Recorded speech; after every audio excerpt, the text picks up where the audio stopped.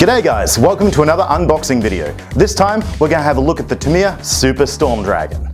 Technically this is a new release for Tamiya, as this was only ever available as a separate body shell option for the Hornet in the late 1980s. Now though, it's a full kit build based on a Hornet chassis. That means the same swing arm front, solid axle rear suspension and surprisingly nimble performance, even with the stock Silvercan brushed motor. So without further dudes, let's box this in reverse. First off, I gotta say how much I love the way these retro re-releases come packed. The box art is standard Tamiya. Epic. And on the inside, this center bit right here, absolutely perfect. Let's go straight to the main event, the body shell.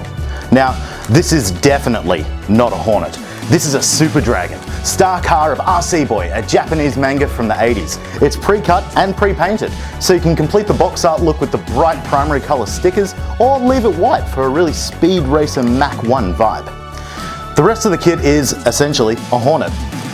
So we get 3-piece wheels front and back, Super Gripper spiked rear tires, front slightly ribbed tires called the Smoothie, the main chassis in bathtub flavor, 2 rear gearbox halves, some miscellany like pivot points and shock mounts, side Nerf bars, reinforced front bumper, this cool driver figure, and it's not fighting Freddy or Wild Willy, so Dragon Dan, and parts bags A, B, and C.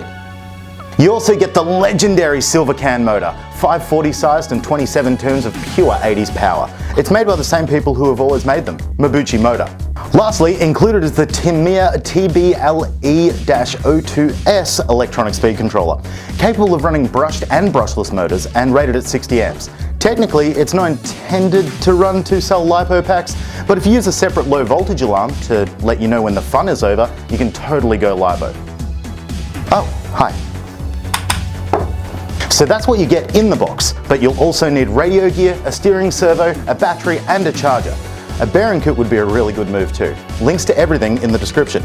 Of course, you also need a good PH1 Phillips head screwdriver, or electric screwdriver, and a pair of scissors. Oh hey, looks like that time lapse is finished. So what does the fully built car look like?